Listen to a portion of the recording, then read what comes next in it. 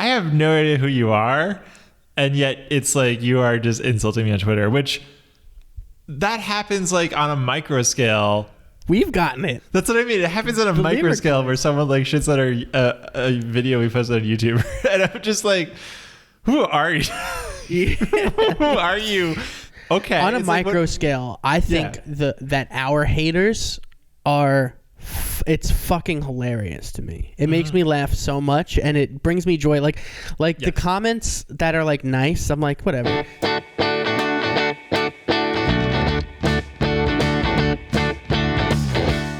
Hello and welcome to the Lyric Boys podcast. I am Lucian Flores, and with me is Andrew Stieglitz. Andrew, say hello to our lovely listeners.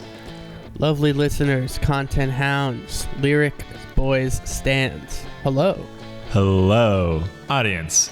If you've never listened to the Lyric Boys podcast, I'm going to tell you what it is. I hope you enjoy that. But this is a podcast where we take one of our favorite bands, one of our favorite musicians, one of our favorite artists, and we pick 10 of their craziest, most insane, most absurd, funniest, most ridiculous lyrics, and we talk about them. We are on the verge of analyzing it, but we just never quite analyze it because this is a comedy podcast and we're not music smarties. Right, Andrew? I'm not in anything smarty, so there we go. All right, so in this episode, we are diving, we are exploring 10 insane lyrics by the pop sensation Taylor Swift. So, to be honest, at this point in every episode, we like to give you a history of the band, the artist, but it didn't feel appropriate for me or Stieglitz to give you content hounds at home an overview of Taylor Swift. Because there's so much there, and I can't quite get into the nitty gritty. So we brought on one of our friends, Jonny Gatto, to give a little history, a little overview in like 3 minutes of who Taylor Swift is and what her career is. And I don't know about you, Stieglitz. I think Jonny is one of the most fascinating people because he comes from like this gruff upstate New York like land of coldness and toxic masculinity, and yet he like is totally a pop head and does not care, and it's just like, yes, I own 5 autographed copies of Lover, and I love that about him, and I'm excited to hear him tell us who Taylor Swift is. Yes, Jonny, please get into it. What is up, content hounds? You might be asking yourself, Taylor Swift, what is that? I'm here to answer that question for you, just to help out my good friends, Lucian and Andrew. So, most people can agree that Taylor Swift is probably America's greatest living content creator. She's widely agreed to be probably one of the greatest artists in history. She makes Michelangelo look like a dumb idiot. She is as good of a person and musician as there's ever been, and we can all agree on that. Taylor Swift moved with her family from Pennsylvania to Nashville, Tennessee to become a prodigy in country music. And eventually probably the greatest country musician that's ever existed. Her first single, Tim McGraw, named and sung about the great singer Tim McGraw, was lit as hell. Her first debut album, named after herself, self-titled Taylor Swift, was also lit as hell and lit her up to the top of the country charts. She won like every CMT award. She was a country star. She crushed it. But she's got range. Taylor Swift has range that makes Steph Curry look like Shaquille O'Neal. That is a sports reference on a music podcast because I don't have enough musical depth of knowledge to make a different reference outside of Taylor Swift. And from there, we get her Fearless album winning the Grammy for Album of the Year. Well-deserved, we can all agree, one of the best albums ever. And we get the whole Kanye deal. I don't need to break down the Kanye deal for you. We all know about it. She dueled with Kanye. Blah, blah, blah. He was an ass. He's still great. I love Kanye. You're not going to get a bad word about Kanye out of me. And I hope, I haven't heard the podcast. I don't know what Lucian and Andrew are going to talk about. I hope it's not all about Kanye. but now my intro, it is. Basically, from then on, we get her in the movie Valentine's Day. People forget that she's a multi-hyphenate. She's the best actress ever. She starred right across Taylor Lautner in Valentine's Day. And then she goes on to win, I think, 10 Grammy Awards. And now Lucian will probably use this whole podcast as an excuse to talk about The National and Bon Iver. But she's well deserving of every praise that she's ever gotten, and she'll probably keep making all the best records in history. So I hope this has been a helpful background. Have a great rest of podcast, sponsored by Subway, which I had today. So enjoy that. Shout out to Subway. What an amazing description from Jonny Gatto. I assume it was amazing. So Johnny's a Taylor Swift expert. I admittedly am not. I came to Taylor Swift around the album 1989. So I was late to the party. I heard a couple songs of that and I'm just like, wow, these are really good pop jams. These slap. I had always been kind of adverse to pop music in general. And I think that was one of the albums that helped me be like, okay, maybe there's some stuff in pop that is, I will start exploring it more. Not that I've still ever like embraced it more than other genres, but I did enjoy it. And then I didn't really love Reputation or Love Her too much. There are a couple of songs here and there on it that I was like, okay, these are pretty good. And, you know, they're fine and I enjoy them. And then with Folklore and Evermore, I just like very much enjoy those albums because they are like, essentially they sound like national albums at times, but they're just very good and they're very fun. And I think they slap. Yeah, for sure. She has some really catchy songs, and her music is always on in my house. My sister's a huge Taylor Swift fan, huge, probably the biggest Taylor Swift fan in the world. So, I know like a lot of her music. Like I've listened to like all like the songs on Fearless, the songs on Red, all the way up through. I actually don't know Folklore and Evermore too much, but I know Fearless and Red and 1989 very well. Yeah. And like songs like Love Story like are very catchy and like I'm trying to think, like Back to December is a catchy song. Yeah. They're catchy. Yeah. I will say that I'm very ignorant of her early career, and so that I'm excited to hear lyrics from those. But the 3 albums that I do like of hers, I do like a fair amount, and I really like the last 2. So I am a fan in that regard, but I just am not a super fan, and she's someone who has so many super fans. So I apologize to any super fans who are listening who are just who recognize that we do not know 100% about Taylor Swift. Anyway, at this point in the podcast, I'm just going to say, listen, we're here. We do this. I don't know, every Monday. Sometimes we miss a Monday, not often, but it's happened once maybe. But listen, we're here, and we're here to provide some comedy, some lyrical analysis, some laughs, some lightheartedness amongst the global pandemic. And if you like this podcast, do me a favor and just subscribe. It's easy. It's free. It'll make you feel 10 out of 10 great.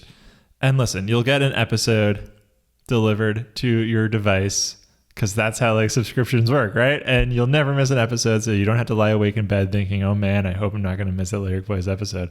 And listen, I'm going to say and listen one more time, because while doing this whole thing, I recognize that is clearly something I do. And listen, it's time to get into the meat and the potatoes and the vegetables of the episode. I want to kick it off and start with my very first Taylor Swift lyric. Stieglitz, are you ready to hear it? Have you ever thought of a career in sales? You should be a salesman. I've always wanted to go door to door and sell vacuums, but not because of the money, just because I really think I have a passion for that and I'd be really good. You have a passion for vacuums? Yeah. Me too. Yeah. Vacuums and chatting up with strangers about vacuums. Anyway, give me your first. Oh man, there's Swift. like a slight delay on my audio right now. It's fucking me up. Give me your first Taylor Swift lyric. Audience at home, my first Taylor Swift lyric comes from the 1989 song Shake It Off. And this song is very catchy. It's like was one of the lead singles from the album. And in the midst of catching and Taylor Swift basically shaking off the haters and the people who bring her down and they talk about her, the song kind of just changes and she like kind of sing raps this part. And she goes, hey, just think while you've been getting down and out about the liars and the dirty, dirty cheats of the world, you could have been getting down to this sick beat. I regret not getting down to this sick beat. There was a beat. It was saved on my iPod for years, and I glanced over it, and, well, goddamn, it is sick. How did I miss this? There are two things that jump out at me to this. Uh-huh. The first is just like, this kind of makes me think of like a really bad therapist or something who's like, hey, while you're talking about like all these anxieties and things that are going on in the world that you can't control, you could have been getting down to this sick beat. And then like your therapist plays like, just puts a vinyl record on and it's like, see, and you're just like, this house is helpful for me. There's those people. It's also that what you said reminds me of those people who are like, hey, are you upset about like maybe the death of a family member or something? Like, have you ever tried smoking weed? That'll help. While you're being upset over here, you could just light up a fat joint and be like, baby, all my problems have melted away. I've just transversed through the desert and I'm parched and I'm starving and my clothes are all tattered, and I find like a bar at the edge of a town, and I open the salon doors and I walk in and I'm just like, water, give me water. And then the bartender comes out and is like, boy, you don't need water. What you need is this sick beat. And then he plays Shake It Off and I just die there on the dance floor. Or he just plays like a typical DJ house beat that has like bow, bow, bow, bow, every 5 seconds. The second thing about this is like, it's another meta situation where it's like this sick beat. So it's like, this song came out a few years ago. So there's plenty of time before the song came out where you could have been getting down and out about the liars and the dirty, dirty cheats of the world. But you could not have been getting down to the sick beat because the song hadn't existed yet. So then it gives me guilt to be like, well, why was I thinking about the liars and the dirty, dirty cheats in the world? And I should have been getting down to the sick beat, but it hadn't existed. So it's a circular, and it just inflames that anxiety. Am I right? Wow. You need a time machine to go back to get back to the sick beat. It's like in Back to the Future, instead of like a Chuck Berry song, right? Wasn't it? What was like the song? Yeah, Johnny Be Good. Johnny Be Good, right? Instead of Johnny Be Good, he just goes there and does Shake It Off to all the teens. That would be hilarious because he would have to bring out like a DJ kit in order to like recreate that beat. And so instead of everybody being like, wow, that's a weird way that he plays guitar, we're like left speechless. They'd be like, what is this witch with this future technology? It would be a completely different movie. Yeah. Also, like, it's great to shake it off, but it is also funny if it's like that's someone's advice. You're like, I'm just not feeling good today. Like, nothing I do has value. Everything is meritless. My whole life is meaningless. And someone's like, I don't know. Why don't you just get down to some sick beats, man? I made these sick study beats, lo-fi study beats. You can get down to this. There are those people that exist in the world that are just like ravers. They're just like, they always go to these like EDM house concerts and they're just like, I got no problems because I put on like my rainbow face paint and I just dance it out. I've never been to a rave or any sort of music festival that starts with the words EDM or ends with carnival. And I'm sure they're madness. So you've never been to like an EDM fest? I haven't either. I never plan to go to like an EDM festival. I think that I would rather be in prison. But we were talking last summer about possibilities of different types of festivals, and we came up with the would you rather question, and Lyric Boys Content Hounds. I want you to weigh in on this. Okay, here's this is I think before we get into it, I just want to say this would you rather question I think is one of the most fascinating choices I've ever had to decide between, and everyone we ask it to, it just really reveals their personality and who they are. It just gets someone to the core. It says a lot about. It says a lot about great who icebreaker. you are. So the question is, would you rather go to an EDM festival for 3 days? It's a 3-day EDM festival where you just eat, sleep, and drink fucking EDM music and culture and bright lights. Yes. Or would you rather go to a 3-day Shrek festival where it's all Shrek all the time? Everybody is dressed up as different characters from Shrek. You have to, you are required to dress up as a character from Shrek. You're required to speak in the lore of that character. Okay. You are surrounded by Shrek paraphernalia. Which one? I don't remember ever having to force them to wear Shrek paraphernalia. Well, I'm raising that the might stakes. change it, but you're raising the stakes. And just another thing that the audience needs to know is that Shrek Fest takes place in Wisconsin. It's a real thing. Yeah, we didn't know that when we proposed the Would You Rather at first, but we looked it up. And oh no, baby! Oh, you knew that? I was prepared. I was like, this would. Yeah. Anyway, I picked Shrek Fest. 100% Shrek Fest. Honestly, that sounds fun. Just that I don't know if I would want to dress up or talk as Lord Farquaad or whatever. That would be a little bit too much for me. Well, no. But just the idea of being at an EDM festival for 3 days is terrifying and scares me, and I'm worried about it. So Shrek Fest seems like a more chill environment, and I get to watch the best movie franchise of all time. Count me in. Shrek is so good. Shrek is, if anything, Shrek is underrated. I also 100% would prefer Shrek Fest. And let me just say, you're not required to dress up as, they don't choose the character for you. You have to choose the character. Like you could dress up as Shrek and just be like, ogres have layers the whole time, and that's fine. You don't have to be Lord Farquaad. That's a little too much, though. That's a little too much. Okay, you could be like the big bad wolf and just be like, I'm the big bad wolf. I'm going to blow your house down. I don't want to be Shrek when Shrek gets hot. Am I right? Yeah, when he get hot at some point. I don't remember. He turns into a thick piece of meat. Nice. Anyway, the Taylor Swift fans listening to this are just like, we've done one lyric and now we've gone into a tangent about Shrek. So Stieglitz, wearing your green shirt in honor of Shrek, what is your first? That's right. Taylor Swift lyric. My first lyric is from the song New Romantics off of 1989. And the lyric is, please take my hand and please take me dancing and please leave me stranded. It's so romantic. It's so romantic. Nice. I think maybe we have different ideas of romance. Maybe. Perhaps. But I like that, she's leaving it all out on the table right there. Like, I want you to do some horrible things to just like what is she asking? Is she asking like, drive me to like an abandoned insane asylum from the 60s and leave me there and see what happens? Because maybe that would be fun. Maybe that is romantic. Who knows? I picture just a big quarry. A quarry.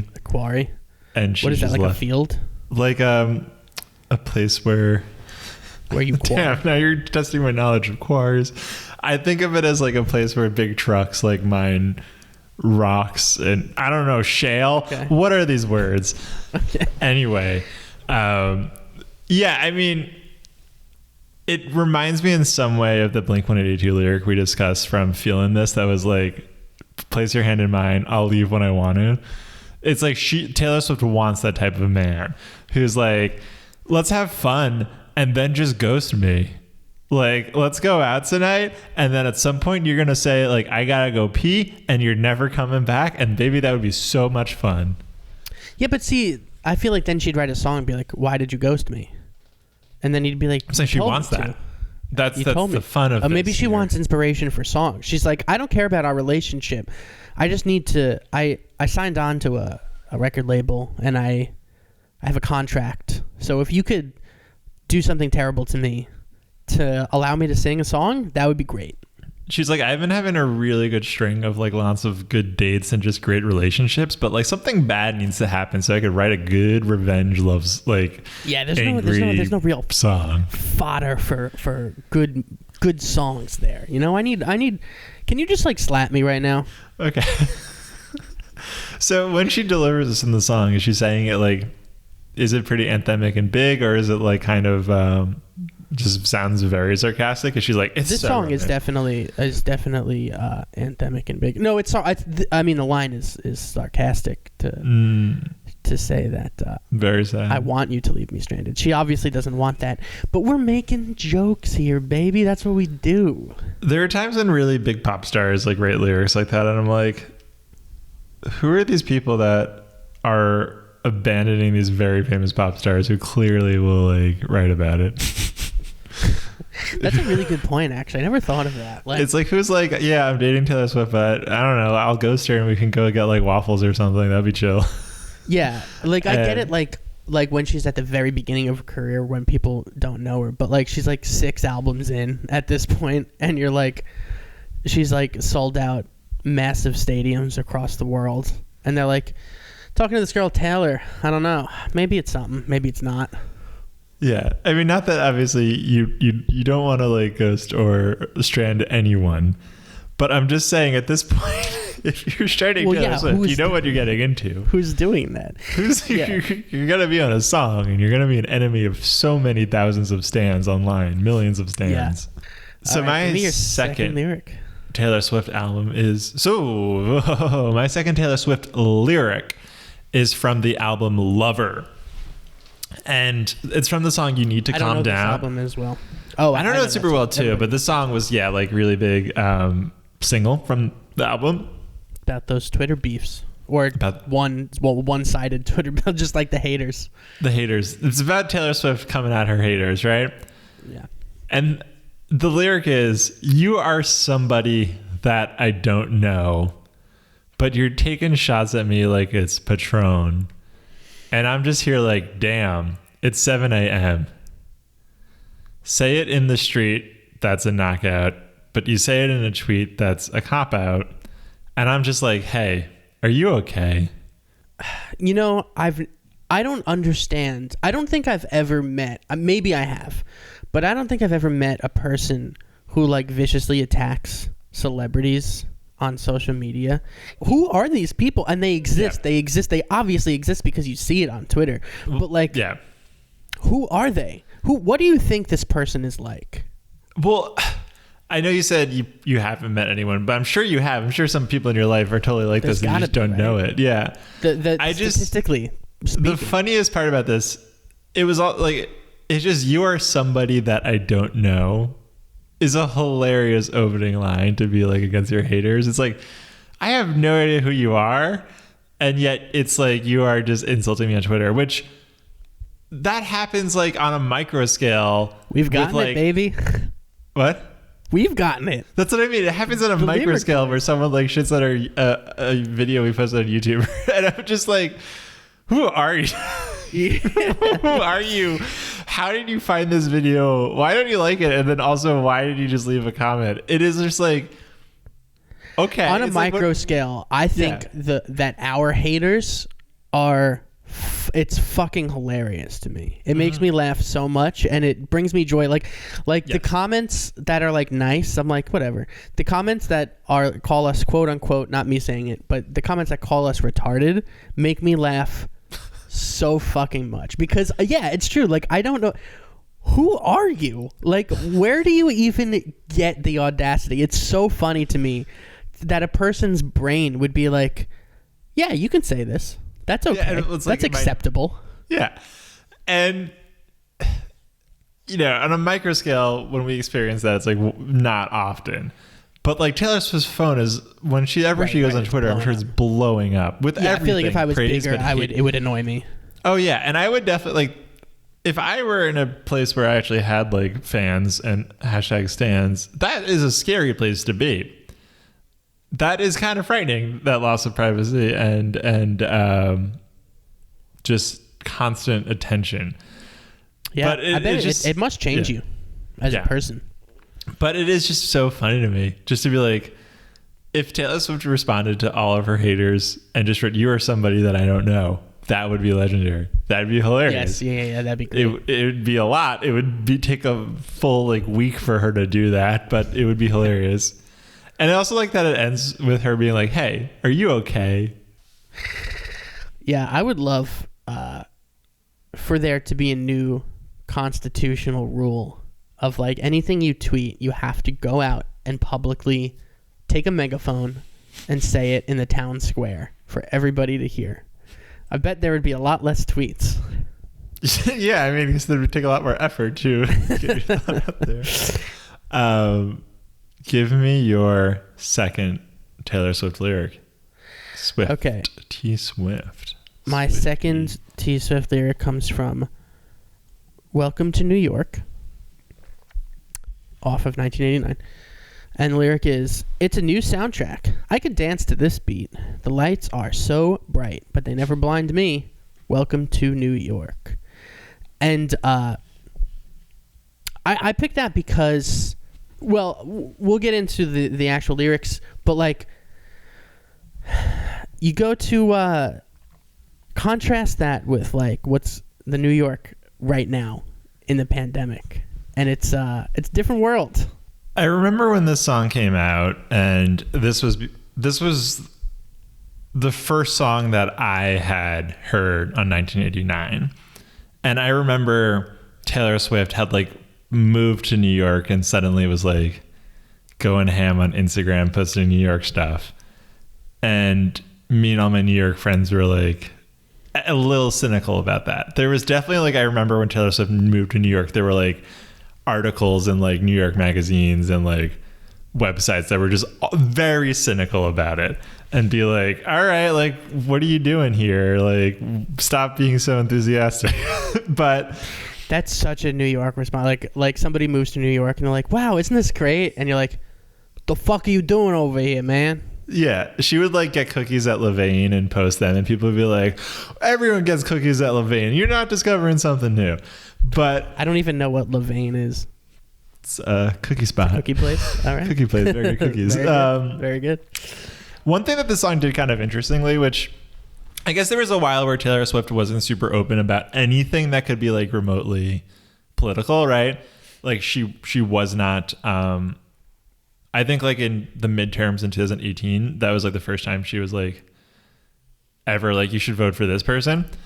And I think because she just had she's from the South and has a very big country audience. I think she'd always been a little bit scared to get a little bit political, and also she's young. She's a very young person, so it makes sense for years that she might have not done that. Mm-hmm. So Welcome to New York had basically support. There's the lyric that is in support of gay marriage and just that gay people in general, which I guess for her in her career was something that she wasn't comfortable singing about before this. But the way it's done is similarly, to me, the funniest way to ever support gay marriage in a song. And it's almost in the way that it's so simple, because the lyric is, "Everybody here was someone else before, and you can want who you want, boys and boys and girls and girls." And it's just so simple. It's so simplistic, but it's that but means it's a bound lot. To it. It's bound to ignite some kind of fury in some conservative to be like, "Whoa, my daughter's not listening to this homosexual garbage. We're not going to New York anymore. We're going to go to the Westboro Baptist Church for vacation." They're like, wait a second. Are you telling me that there are people who love the same sex in New York? Not in my New York. Someone on Twitter is like, "Wait, Taylor, don't you mean boys and girls and boys and girls?" Yeah. What do you mean boys and boys There's and girls? There's a lyric genius here's a fun trivia correction. Taylor Swift accidentally says boys and boys. They're just I don't get it. What do you mean boys and boys? Just broing down in New York, right? Yeah. They just cannot comprehend the idea of homosexuality. They're not even against it. They're just but it doesn't. They're hanging out as friends, right?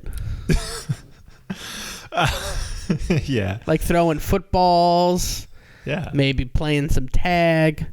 No, I do love it though. Great. It's supported. It's great, but it's just such a simplistic way that is I do appreciate when a message is boiled down to the most simplistic way of delivering it, which I think this song is. There's almost no simpler way of saying that you support like gay marriage. Yeah. Other than, like I like when boys and girls can be who they want to be with, and that's great. Yeah. It's so simple. Cut to the RNC being like, we need to get rid of Taylor Swift from our houses and our venues, our sacred holy churches. Anyway, give me your lyric number 3. My third Taylor Swift lyric is from Look What You Made Me Do off of Reputation. So another just big single from Taylor Swift's recent career. And this is another song that just like, this was after 1989 and this album came out and Taylor Swift started wearing black, and like, this was when people like were shitting on Taylor Swift for years and calling her a snake because like Kim Kardashian lied about Taylor Swift giving permission to Kanye to mention her in Famous.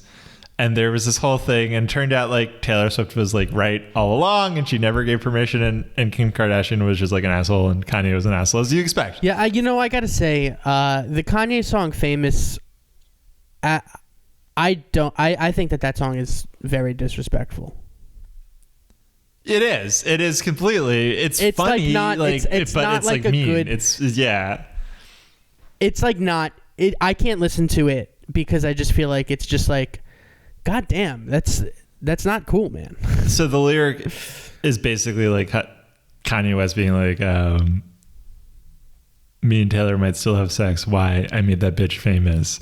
Yeah. So it's very disrespectful. It's also like the idea that Kanye West made Taylor Swift is like famous is just like, no. And well, it's also like that's. I feel like Kanye West is one of those people who Taylor would be like, you are somebody that I don't know.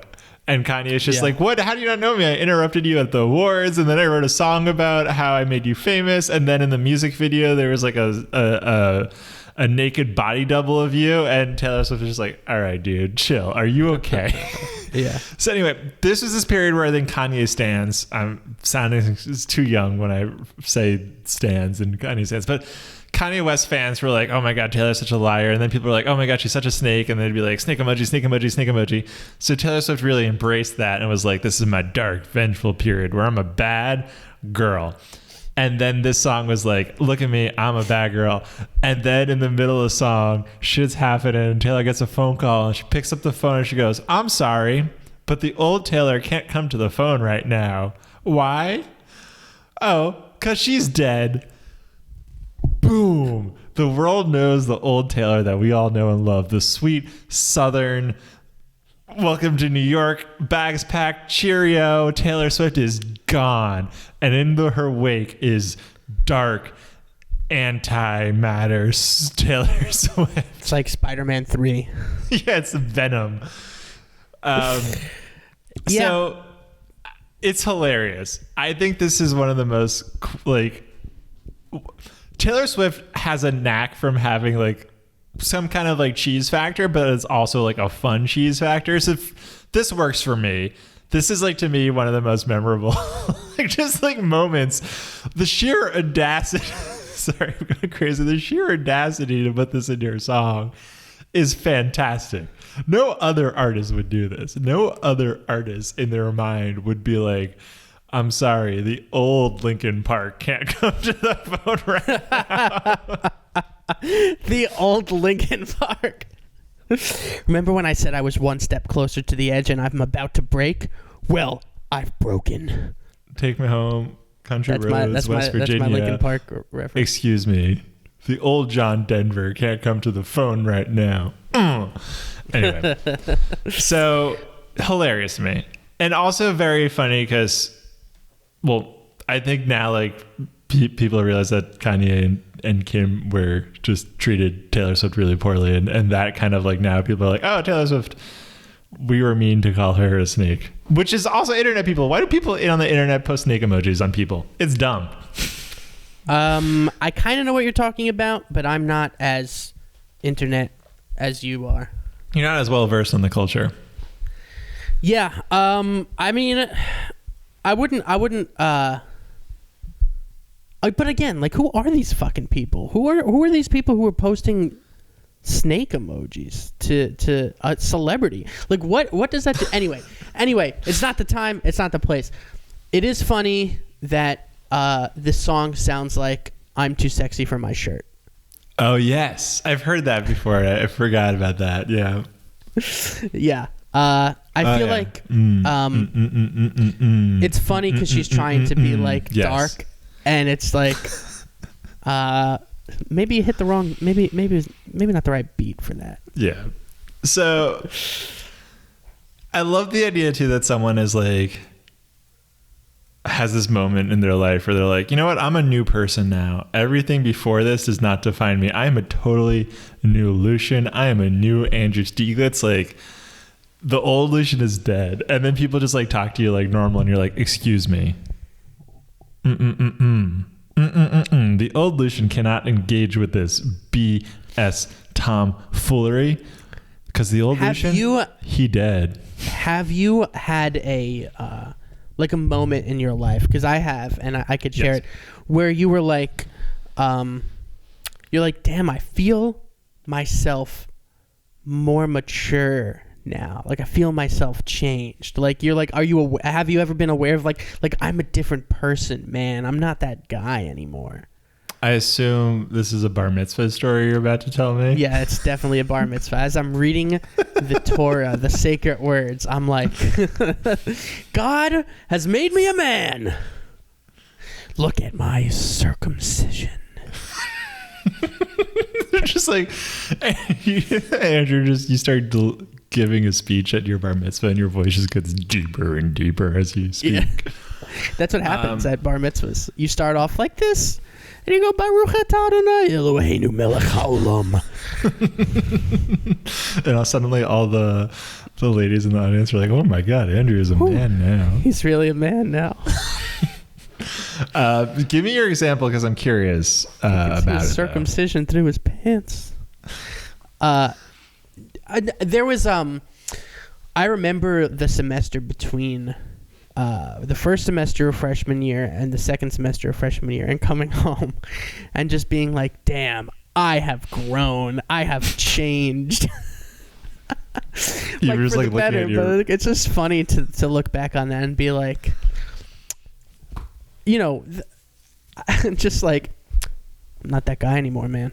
Maybe I used to be, but I'm not. And like with nothing specific, like just like hey, do you like this T-shirt? Not that guy anymore, man. I'm sorry, the old Lucian who would wear the wolf head T-shirt with the three wolves howling at the moon yeah. I never had that puncturing T-shirt, but it was Keystone Light and shotgunning it. That Lucian is dead. This Lucian just gets drunk off straight whiskey while wearing a button-down shirt. I hate whiskey. Yeah, I mean, that definitely... there are times in my life where I'll be like moments of reflection, being like, oh yeah, look at me, I'm mature now. Am I? But have there been times you're like, something needs to change, I'm a new man now, and you're just like, from now on I'm different? There's definitely times like I think something like that, but of course, you know, it doesn't quite it's there. I definitely like, that was the most I felt it in my life, was just like, I am different, okay? Friends from home, okay? I'm not the same guy. It's like that also. I didn't quite have this as much coming from study abroad, but I definitely had it a little bit. It's like when you come from studying abroad and you're just like, sorry I said cheers, mate. I've been in London for 3 months, okay? Oh, when I ordered chips, I meant French fries. Did I mention that I was in London where things are different? Their government is stable. Yeah. No one. Sorry, did I say C instead of yes? I just spent 3 months in Madrid, man. Oh man. Andrew. All right, my third lyric. I just want to point out that the first half of this podcast, I was the old Lucian, and I'm different now. So you'll start to see that. I'm different. Good to know. I don't care anymore. I don't care. My third lyric comes from the song Love Story off the album Fearless. Beautiful. And the lyric is, "'Cause you were Romeo, I was a scarlet letter, and my daddy said, stay away from Juliet. But you were everything to me. I was begging you, please don't go." Now, at the risk of, I'm gonna try and hold back from saying anything that's like, sounds like I'm shitting on her, because this is not the podcast for that. This is a podcast where we approach the songs from a place of love. Yeah, but and we both respect what the fuck are you talking about here, Taylor? So what the fuck? What, you were a scarlet letter. You're a 15-year-old white girl from the suburbs. What are you talking about? Whose scarlet letter were you?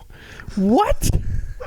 Where's this coming from? It's like the typical, like, there were definitely girls like in my high school too, who were, or even guys too, who were just like I'm just different, okay? I just don't brood. understand me. You can't comprehend what goes on in the inner depths of my mind. I should be left alone to my own devices.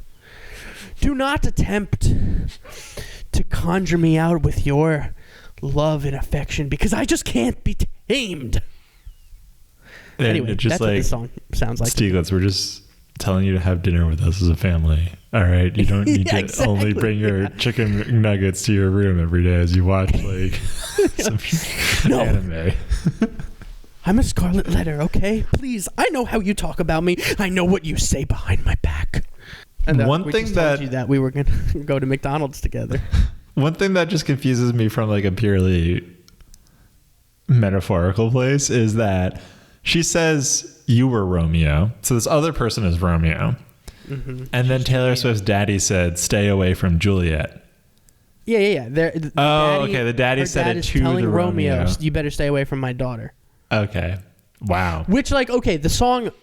I understand. Ladies and I gentlemen, thought the dad was saying that to her, and I was like confused that he was both Romeo and Juliet. No. And now it makes sense to me, baby. I had a good GPA. Anyway, tell me more. Ladies and gentlemen, I want to point out again that this is a comedy podcast, and I know what the meaning of the lyric is, okay? I am not that stupid. I know that we said that I'm stupid at the top. I know that the scarlet letter represents that the dad doesn't want the girl to date the guy. Anyway, it's just funny to me because it sounds like these like high school people in high school who are just like, I'm just the villain in your love story. And it's very melodramatic. I do think people who write lyrics in high school, that is the peak of the melodrama of lyricism. Because I feel like when you'd see people like do songs at talent shows and they'd be like, my soul is tortured beyond belief. No other soul is more tortured than mine. Every day is a torturous affair. Every moment is a torturous eclair in my mouth, making me weep. They're the lyrics. There they are. Stan. Yeah. There's have you high ever schoolers... felt like you were somebody's scarlet letter? No. What do you think that feels like though? Just like pain. Suffering. No one has ever told me stay away from their daughter.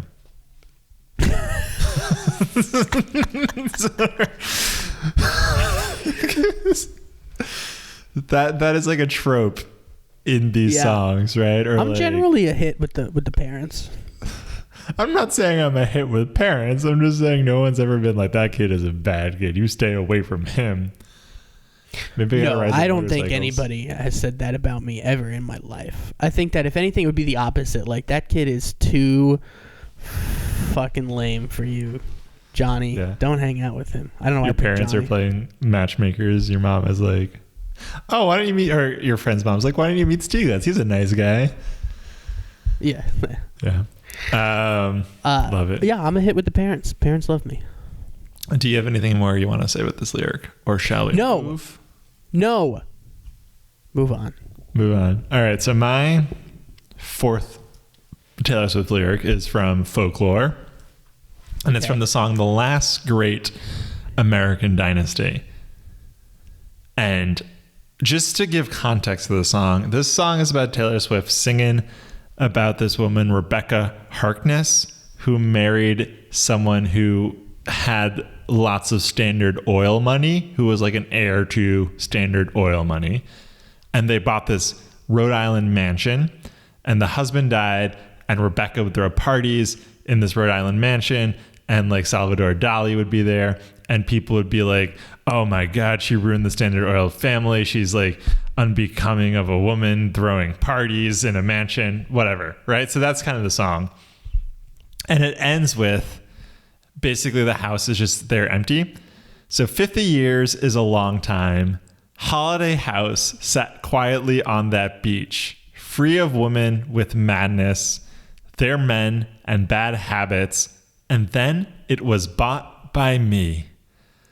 So what is so funny about this is that this song is great, and it's a very fun song, and it's very charming, and like you're listening to it and you're like, yeah, you go, Rebecca. Like, don't let society bring you down. And like Taylor like evokes her and being like, she's kind of like Rebecca in her way. And I'm like, yeah, you go, Taylor. Don't let society knock you down. But what a brag. What an ability to make a song be like, oh, I empathize with you, Taylor. She bought this mansion for $17.75 million. It is the most expensive private home in Rhode Island. And yet it still seems like very charming. It's still like, a quaint New England house. Yeah. Taylor Swift's just like, this woman lived in this house and had a lot of parties. People didn't really like her, and she was unfairly treated. And now look at who's in the house now. Me. Yeah. I just want to do things like that and be charming about it. Like, I would love to be like, oh, did I just buy this little house, most expensive house in Rhode Island? Oh, maybe, but it's a little charming, right? It's a little fixer-upper, right? It's like calling like a $3,000 bottle of wine like just it's just some stuff from the vineyard. This vineyard fermented grapes. This is fermented grape juice. And then being like, that's a $3,000 bottle of wine that you should never open because it's like it'll just get better with age. It's like, no, it's delicious grape juice. One really memorable moment in my life is I was getting a haircut maybe like 3 or 4 years ago in New York, and it's like a pretty cheap haircut place. Like the haircut's like $25, and this guy is getting his haircut, and he's just like, I have so many watches, I have so many cars. He's like, I have a wine cellar, and he's like, they're just watches, they're just cars. It means nothing. Like, it was a very like moment, like I'll take one of those. I'll take one just of a those beautiful moment where he's like, they're just watches. He's like, love is the only thing that matters, or something. How about sending some of that my way then?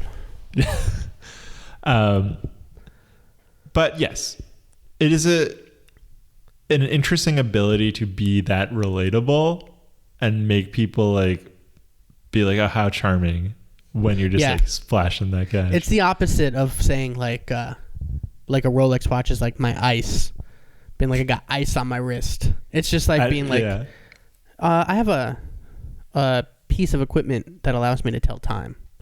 Yeah. It's like, wow, that is a $10,000 Rolex watch. They've only made one of them, and you have it. One thing in general too, I think the history of like houses that I've lived in is fascinating, right? Like, whenever I've been in an apartment and you look at like when the apartment building was built. So in New York, that's been like apartment buildings built in like the 1910s, 20s, 30s. I'm always like, what was life like back there? Who was living here? Like, that fascinates me. And like, oh yeah, me too. Yeah. I'm just like, what were their histories like? This neighborhood, what was it like in the 1910s? What was going on? That fascinates me. So to know that history is cool too. So I do understand why she would also like feel this kinship with this former owner too. And I wish I knew about the owners. I wish like I had a history of like the people who lived in my apartments and houses that I've lived in. It's weird to think like when you move out of a place that like, you ever think like somebody else is going to be sleeping here? Like, how weird is that? Like, I get so attached. I get so attached to like anything, to like just like walls of a house. I'm just like, these are my walls. They can't be somebody else's walls. Yeah. This is my bathroom. I hung my poster on these walls. I did things on the toilet that are unspeakable. Yeah. If these walls could talk, they would say, I am a disgusting person. What was the Kendrick Lamar lyric? Does he go, if these walls can talk, sex? Yeah. Isn't that a Kendrick Lamar lyric? I always found that one of the funniest lyrics in the world. Lyrics genius says, woman moaning, if these walls can talk, if these walls can talk, if these walls can talk, if these walls can talk, if these walls can talk, if these walls can talk, sex. The walls are just like if they could talk, they would only say one word because their eyes are so traumatized. They're just like bloodshot and open wide. They don't blink anymore and just like, sex. So much sex. When we do our Kendrick episode, we'll have to do that lyric. Oh, it's also like when you have to. when you see commercials for like paint, they're like, if these walls could talk, and it's always like a homely, like very like Southern man talking. Is like, this home has been here for decades, and this paint spruces it up. If these walls can talk, what stories would they tell? And the walls are just like, oh my God, so much sex. So much fucking. So much please. Oh my God. Oh my God. Please, you gotta get me out of here. Get me out of there. Yep. You want to hear my fourth lyric? I would love that. My fourth lyric is from the song called I Did Something Bad off the album Reputation. Oh. And the lyric is, I actually don't know the song that well, but I picked it because I don't know. It stood out to me it just stood out to me. Anyway, I never trust a narcissist, but they love me. So I play them like a violin, and I make it look oh so easy. Because for every lie I tell them, they tell me 3. This is how the world works. Now all he thinks about is me. That is very... For every lie I tell them, they tell me 3. For some reason, that reminds me of like a fairy tale of just like some weird exchange. Yeah. That like some. It's also funny because she's like, I'm playing them like a violin. And is that playing them like a violin that you're just being lied to all the time? Yeah, yeah. And she's like, no, I know they're gonna tell me 3 lies. And it's like, well, then why engage with that then? Like, do you like for every lie you tell them, they tell you 3. It sounds like they're winning that contest. Well, it's also like, okay, now you know that. Cool. Good. Like, what are you gonna do with that? How are you gonna make that into your advantage? I don't understand. Yeah. How would you? Because then you would have to like decipher the lie. Be like, okay, there's gonna be 3 lies coming soon. Okay. And so, like, he says 5 things, and she's like, fuck, now I have to guess which 3 of them were lies, because I know it's going to be 3. I don't know why it's going to be 3. I don't know, like, in her minds, what makes it 3. Like, why is it 3 lies? I'll say this. Maybe she's found a pattern. I think the closest Taylor Swift has ever become... let me rephrase all of this. The closest that Taylor Swift has ever been to becoming an all-knowing deity is Taylor Swift off the Reputation album, because that she presents herself on that album as just being like, in this song she's like, I'm playing this guy, I got him figured out. She knows that like she knows everything. She's like perceptive and she just like, she's just like a super genius on that album. It feels like she has them like, she's like, I got this person on a string, right? But like also, if they can tell you 3 lies and you don't know which of the things coming out of their mouth are going to be lies, then I don't know. I can't get into her head. She's uncovering the mystery. She loves that. Mystery, yeah. And also I like how she's like, this is how the world works, baby. Yeah. Oh, okay. Now we know, I guess. It's funny that she doesn't trust narcissists, but they love her. So I guess she's like not loving them back. She's just like, I'ma have some fun with some narcissists. There's just lots of mirrors around the bedroom. If these mirrors can talk, sex. It's just the narcissist saying sex into the mirror. All right, so my fifth and final Taylor Swift lyric also comes from folklore, and it comes from the song Mad Woman.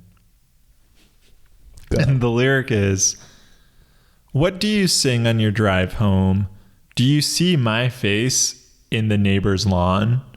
Does she smile or does she mouth, fuck you forever?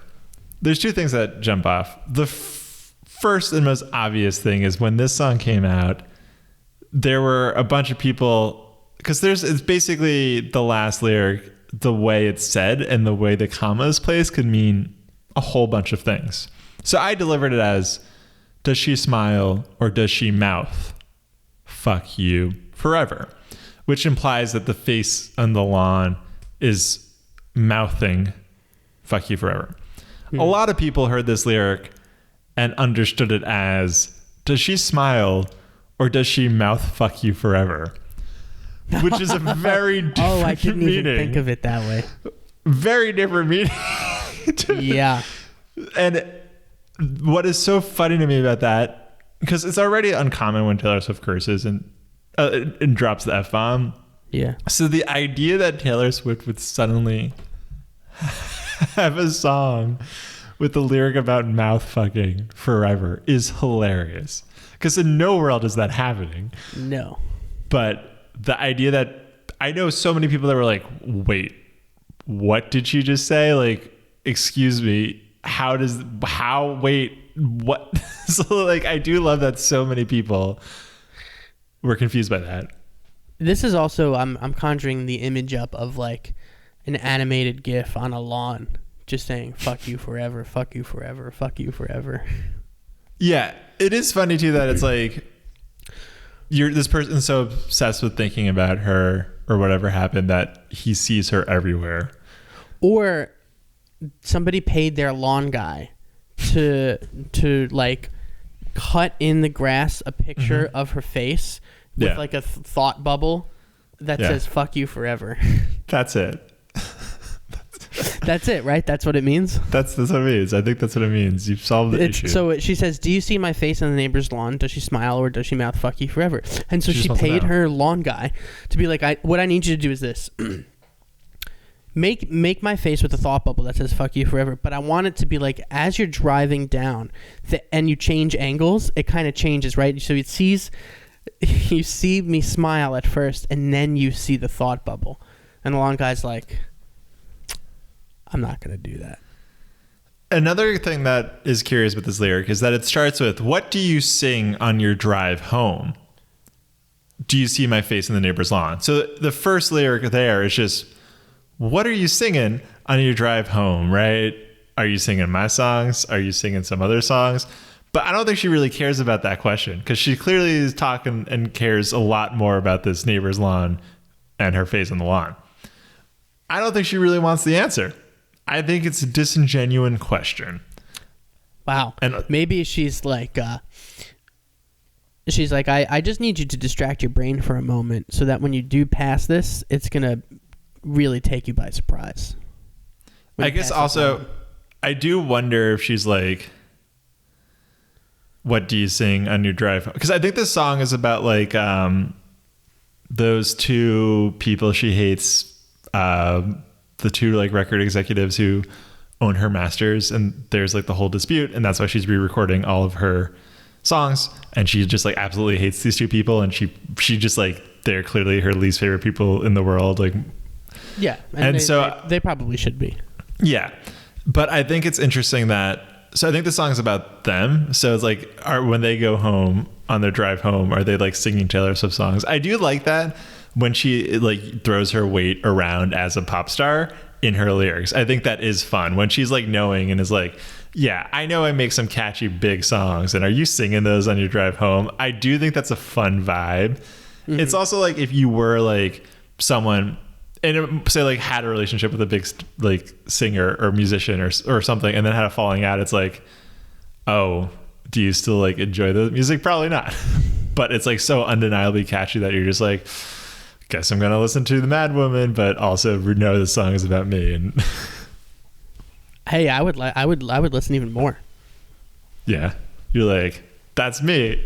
Yeah. I'm listening to Mad Woman on my drive home. Yeah. Guys, you want to hear a song about me? You want to hear about a song about me? If these walls can talk. Terrible human being. Oh my God. All right. Let me get my fifth lyric out. It's Forever and Always from the album Fearless. Okay. The lyric is, it rains when you're here. This is a very fucking catchy song, by the way. Undeniably catchy. Undeniably catchy. It rains when you're here and it rains when you're gone. Because I was there when you said forever and always. Yeah, so that lyric is, it's interesting because it's like there's a nice guy trope, which is like, I'm a nice guy, you should fuck me, right? Mm-hmm. But there's no nice girl trope, right? And I think this lyric is the closest it gets to that, because it's like counter that with the Interpol lyric that we talked about in a previous episode.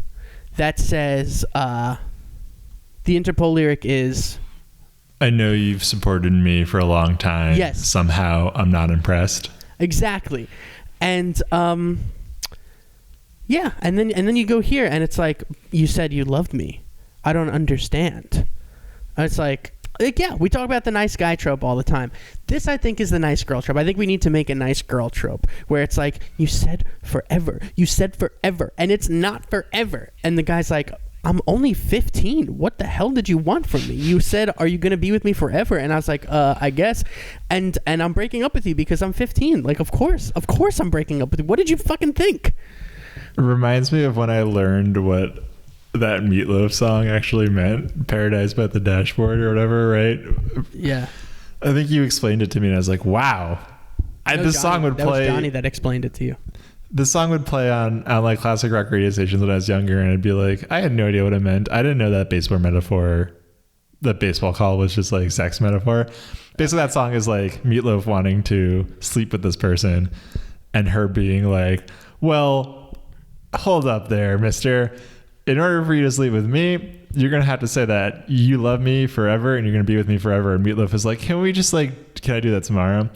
And the woman's like, no. And he's like, okay, I love you forever. And then they do it. And then the rest of the song is him being like, I'm waiting for time to end so I can die. So I'm out of this relationship. yeah, exactly. But it's like also like, Taylor Swift wants here. Yes. She wants to but be it's trapped also in like, a loveless relationship. She wants, wow. It's funny to say that she wants him to be trapped in a loveless relationship. It's just like it's like, I feel like people are so quick to come down on the guy being like saying I love you at 15 and to be like, this poor girl, you broke her heart. But she's also like, it's also like, you're 15. What did you expect? Did you expect that? Did you really think, Taylor, did you really think that it would lead to marriage? No, I didn't think so. I like that it rains when he's there and it rains when he's gone. Seems like it's raining all the time. She's in Seattle here. Yeah. She's like, it rains when you're here, it rains when you're gone. But don't worry, that doesn't say anything about our relationship. We're just in a very rainy climate, and I'm not worried yet. Yeah. Oh my God. Oh my God. What a poetic way to say Seattle. Yeah. Anyway, that's my take on it. I hope you enjoy. I enjoyed it. I like that you're going to need therapy for that lyric, which I guess implies a lot. So anyway, folks at home, folks in their cars, folks at the grocery store, folks being folks wherever you folkin' are. Thank you for listening. Wow. That's good. That was good. That was good. Thank you for listening to our Lyric Boys Taylor Swift episode. This is the part of the episode where Andrew and I improvise and create our own Taylor Swift lyrics armed with the knowledge of today. So we basically just spend like 30 seconds, a minute coming up with our own Taylor Swift lyrics. These are not pre-planned. We make them up on the spot. And boy, They are got something. my notebook. I got my notebook. I got to think of what era Taylor Swift I want to write. And like what part of the song. Era. I know exactly what era. There are specific eras of Taylor for sure. But the Reputation Taylor would be different. I'm kind of intrigued by the idea of the Shake It Off, the sick beat Taylor. It's just like pop rapping. But I don't know what I could write about that. All right. So we just took some time and wrote our own version of Taylor Swift lyrics. And remember, these are off the dome. We spend a minute or two on them, and we promise you, loyal audience, that they're going to be decent at best. So, Andrew, you want to give me your first Taylor Swift lyric? I sure do. What era were you channeling? I was trying to channel like older Taylor, like because that's a Taylor I know, like Fearless, Red, like Red and before. Okay. Okay. Here we go. You ready? I am so ready for this. Ooh, once again, Taylor Swift reference. Oh, thank you very much. I thought you loved me when you said hello, and I said, boy, look out below, because I got a fire. I got an ironic desire to be left sad and alone. And you could be that boy, yeah, you can be that love, who threw his own queen off her throne. I love the ironic desire to be left alone. It's there. I feel like people do sometimes create an identity around pain and suffering, right? So like, well, yeah, it is easy to identify with bad things that happen in your life, right? I don't know. I'm not saying that Taylor Swift does. But there was a lyric that you had brought out where she was like,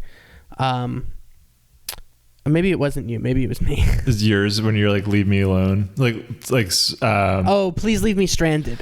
Yeah. From New Romantics. So I was kind of I know that's from 1989, but like, I was channeling that a little bit, channeling the like, I thought you loved me.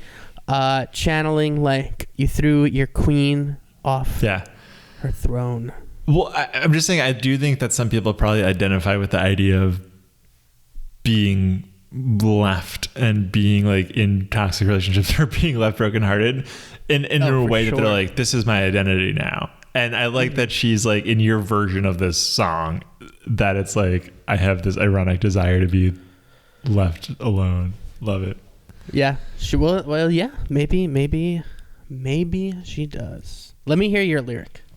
So, I was channeling my thought of Taylor Swift in the suburbs singing suburban songs, but I don't know that era too well. And I do like the song "'Tis the Damn Season" off Evermore, which is like her returning home. Well, what era is that? That's Evermore's most recent album. Like, no, Evermore I know is, but like the sub. Oh, is that the most recent era? Yeah, but it's like her. I don't really older. It's her older coming back to a hometown, or it's like the narrator of the song, not actually Taylor singing by herself. Whatever. So I was just kind of thinking about like older Taylor going back to high school town. Got you. I walked through my hometown at 11:45 p.m. and I saw my old bike by the old hangout. The QB with the bad knees stole it with my heart. I'm not over him, but if we'd stay together, it'd have gone south. So I'll let him keep it and I'll go home, missing the sparks back in class chemistry.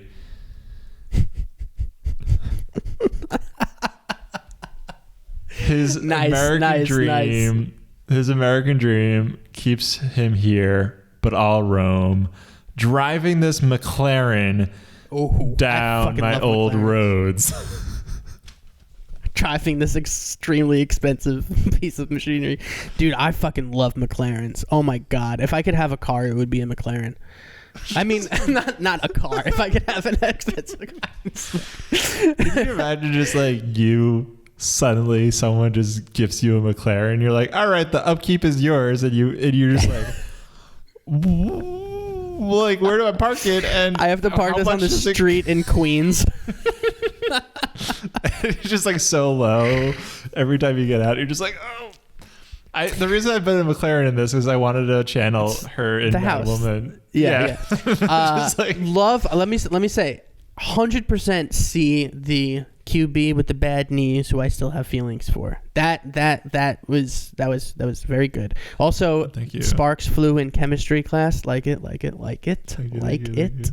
you. That was good. That was good. I think that was one of your best lyrics for an artist. Oh my god. Round of applause. Round of applause, Lyric Boys. Thank you. Thank you. Thank you.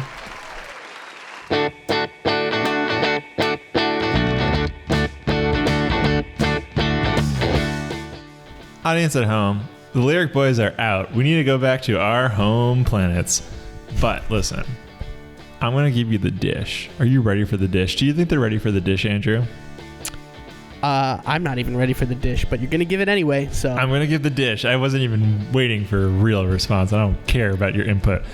The Lyric Boys do this for lots of bands, lots of artists. We have done Lorde and Lana Del Rey. We have done Arcade Fire, The National, Blink-182, Kanye West. We have discussed and we have dove into so many bands and so many artists. And it's dived.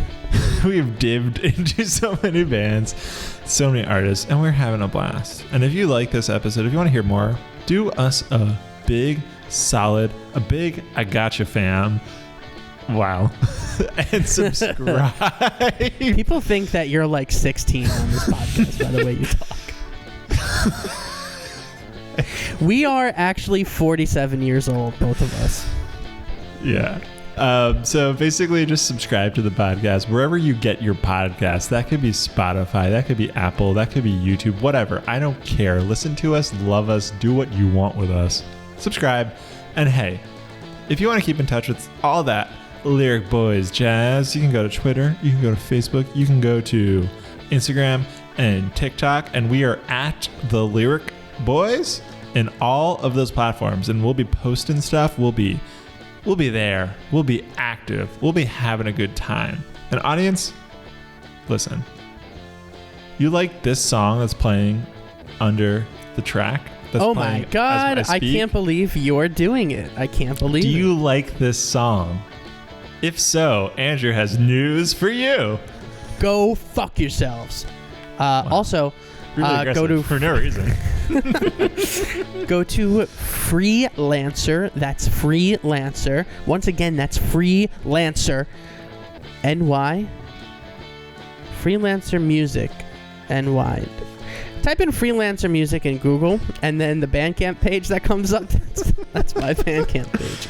Because Freelancer is the name of my musical project. And I'm actually going to, real quick, just make sure I got the URL right, because I was forgetting. Do you want me to set you up again? Because it seems like you just descended into chaos, into madness. No, I honestly want to keep this. It's freelancerbandny.bandcamp.com. Great. Fantastic. All right. That's it. That was the Taylor Swift episode. The Taylor Swift episode is done in 5, 4, 3, 2,